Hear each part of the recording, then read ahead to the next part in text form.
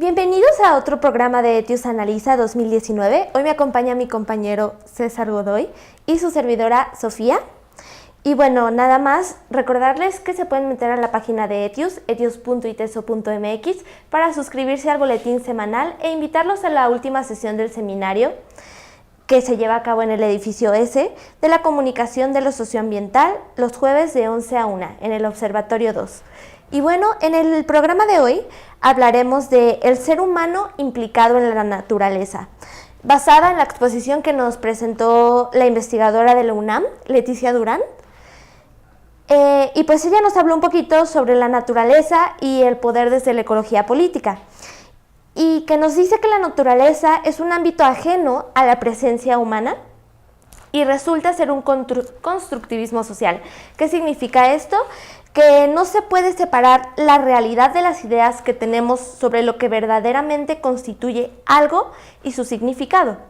Y bueno, para entender un poco esta opinión que existe sobre la distancia entre lo natural y el hombre, es necesario analizar la cultura, que está ampliamente relacionada con los procesos de destrucción ambiental, pues sabemos que el ser humano no es capaz de sobrevivir si continúa con este conflicto con el medio ambiente. Y pues por eso hablaremos de algunas notas recopiladas durante el monitoreo y algunos puntos que tocó la doctora en su exposición. Bueno, para entender primero el término de ecología política, como ya adelantabas, es importante entender primero el concepto de naturaleza.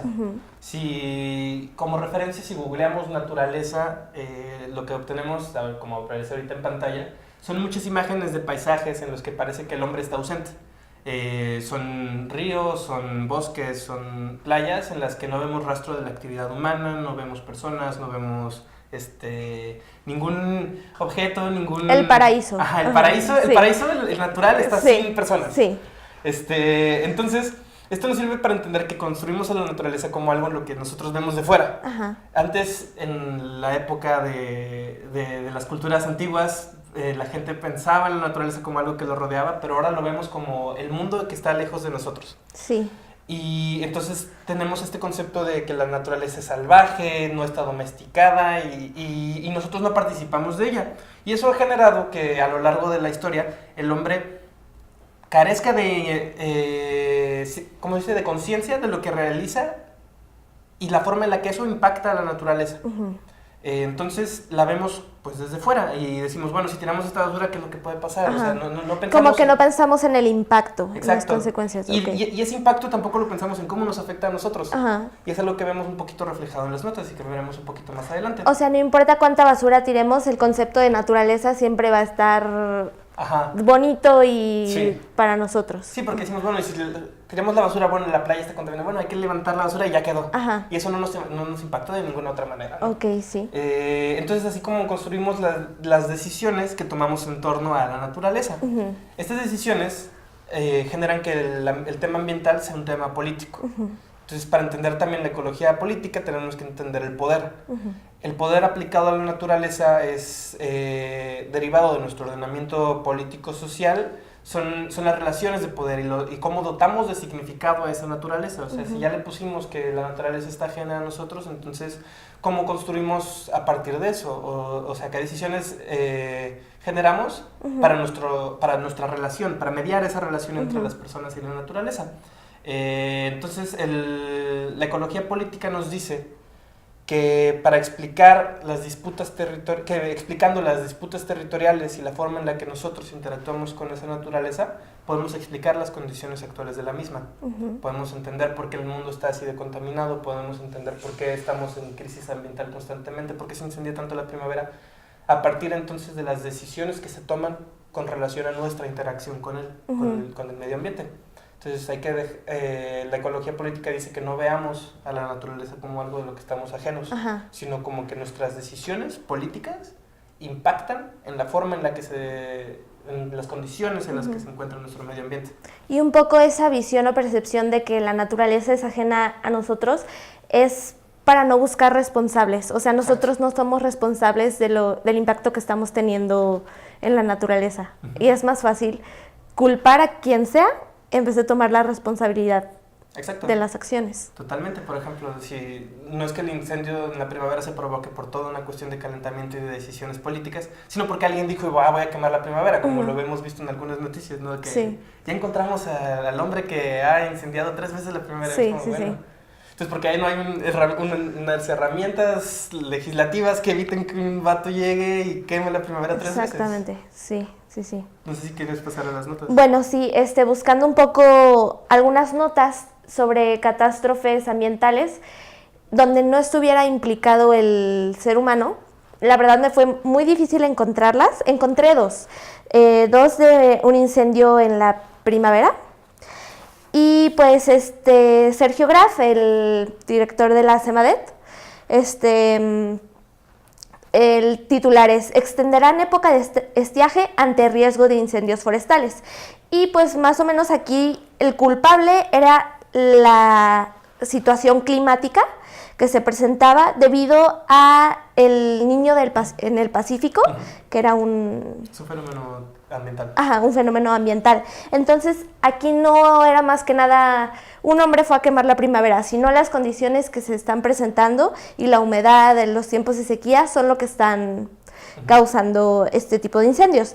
Y encontré otra segunda nota que hablaba más o menos de lo mismo, pero que también recalcaba que iba a ser Semana Santa, entonces las condiciones del clima más las actividades humanas, que te ibas del día de campo al bosque de la primavera a hacer actividades, podía hacer peor este tipo de incendios que ya estaban destinados a suceder por el clima. Entonces, como que siempre hay la participación del ser humano, aunque... Sí, pero y la forma en la que lo maneja pues es naturismo buena ondita, ¿no? Así como no quememos la primavera. Sí.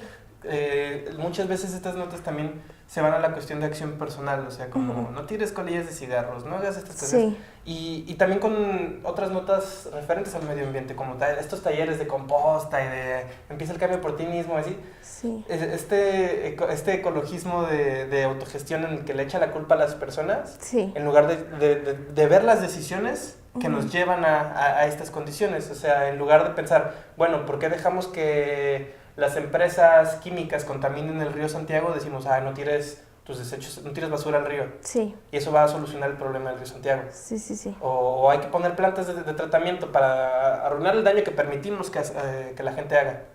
Bueno, no la gente, las empresas, las compañías, el ordenamiento político-económico. Sí, ¿no? exactamente. Y eso es un problema que permea en la forma en la que tratamos e interactuamos con el medio ambiente.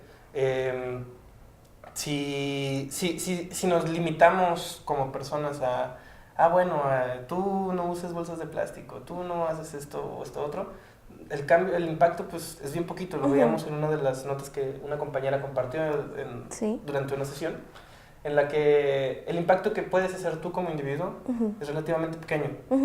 Y si no nos enfocamos en estas cuestiones de regulación, de acceso a recursos, porque también otra cosa que pasa es los países más desarrollados tienden a decir, no quemes tu país en vías de desarrollo, no quemes madera para hacer energía. Además, un poco ese impacto de, ya no voy a usar bolsas de plástico, popotes, todo lo que quieras, es un poco decisión propia, pero si hubiera leyes, regulaciones que digas, no vas a usar ya bolsas de plástico, como lo han estado haciendo en varios estados ya de la República, creo que el impacto de no usar ese tipo de cosas sería mayor a gran escala.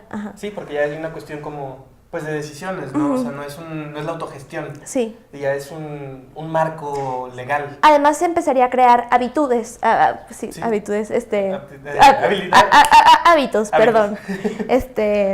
Sí, no pasa nada. Eso es muy difícil estar acostumbrado a usar bolsas de plástico y de la nada decir, ya no voy a usar. Entonces, el hacer este tipo de cambios empezaría a crear hábitos ya en la sociedad y pues ya uno se acostumbraría. Sí, las condiciones mejoran. Ahí sí ya no es una cuestión de tú cambiaste poquito y sino cambiamos todos y cambiamos en colectivo. Y como te decía, entonces, estos países como más desarrollados pon tú Estados Unidos, los países de Europa, Australia, que tienen esta tendencia a criticar a lo que pasa en los países en vías de desarrollo, Ajá. o no talen sus árboles, no quemen sus bosques o cosas así, pero luego no toman en cuenta pues el contexto, ¿no? Ellos tienen acceso a un montón de recursos para poner plantas de energía eólica, plantas de energía solar, Sí. plantas de energía como hídrica, térmica y demás. Sí. Y pues muchos países pequeños no tienen esa capacidad. Sí, sí. Entonces, si les negamos ese acceso, pues nunca van a tener las condiciones económicas, las condiciones de vida, pues para mejorar la situación. O sea, si nunca pueden hacer electricidad quemando sus bosques, ¿cómo después van a llegar a la capacidad económica de poner una granja solar? Y pues hay países que no tienen ese espacio o esa capacidad.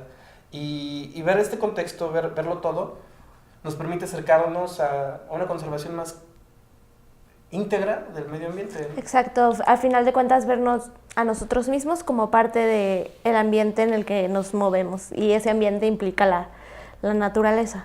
Claro.